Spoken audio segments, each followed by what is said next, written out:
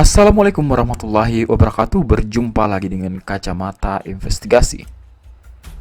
Kali ini ada sebuah kisah yang sangat mengejutkan. Seorang remaja berusia 15 tahun membunuh seorang balita. Bagaimanakah kisah selengkapnya? Saksikan terus di Kacamata Investigasi. Sebelum saya memulai cerita ini, jangan lupa subscribe, like, komen, dan share.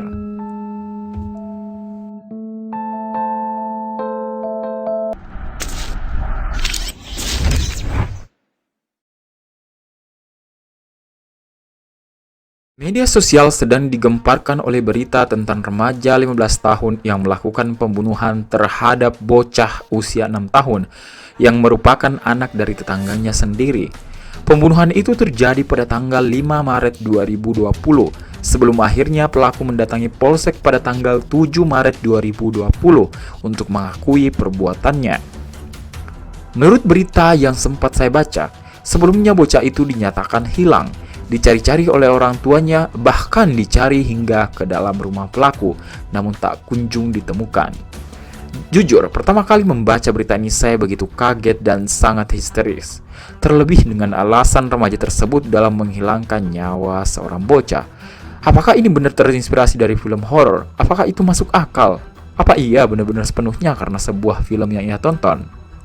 Menurut saya nih, itu tidak mungkin. Pasti ada faktor lain yang menyebabkan remaja putri itu berbuat hal nekat tanpa ada perasaan bersalah atau semacamnya. Setelah ditelusuri, sebagaimana berita sebelumnya ditemukan sebuah buku harian berisikan curhat perihal ayahnya. Akan tetapi, ia juga memiliki ibu tiri, dinyatakan bahwa orang tuanya telah bercerai, sang ayah menikah lagi. Seperti dugaan saya sebelumnya, remaja putri ini pasti punya masalah dalam keluarga, terlebih dengan sang ayah, ditambah adanya ibu sambung alias ibu tiri. Seperti yang kita tahu, tidak semua ibu tiri itu baik, juga tidak semuanya jahat. Ibu kandung pun terkadang demikian. Ada yang baik, ada juga yang memperlakukan anaknya sangat buruk. Bicara soal ibu tiri, saya jadi berpikir, apakah sketsa perempuan dengan tubuh terikat? Apa iya perempuan itu merupakan ibu tirinya? Oh my goodness, jangan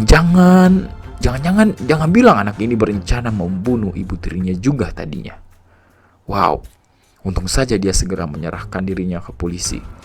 Jika dilihat lebih detail lagi, gambaran itu memang berarti sebuah rencana pembunuhan. Hanya saja tidak disebutkan atau dituliskan siapa perempuan yang tubuhnya terikat. Sumpah, saya sangat bergidik dan merinding memikirkan jalan pikiran remaja ini. Gak tahu lagi lah apa ini gimana. Saya juga menemukan gambar terbaru yang digambar oleh pelaku. Jika dilihat dengan baik, gambar ini berarti kesedihan. Saya juga tidak sabar menunggu pengakuan sang ayah juga ibu tirinya. Bagaimana sih sebenarnya hubungan mereka dengan sang anak? Apakah baik-baik saja atau seringkali ada masalah? Jika baik-baik saja, tidak mungkin si anak sampai bisa melakukan hal demikian. Tontonan tidak sepenuhnya mampu membuat seseorang melakukan sebuah pembunuhan, kecuali ada sesuatu yang ia alami sebelumnya, entah kekerasan atau kekecewaan dalam hidupnya. Bagaimana menurut teman-teman sekalian? Adakah yang ingin berpendapat? Semakin kesini kisahnya juga semakin menarik. Saya penasaran dengan penjelasan alias pengakuan kedua orang tuanya. Apa yang sudah mereka lakukan untuk remaja putri tersebut? Tidak diperhatikankah?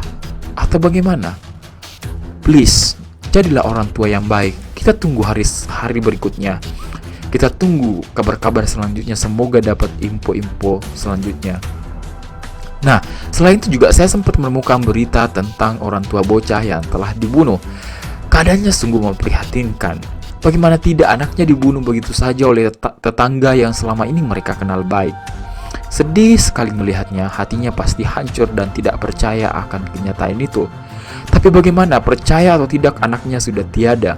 Yang lebih menyakitkan, pembunuh bertemu mungkin hampir setiap hari. Semoga diberikan kesabaran ya.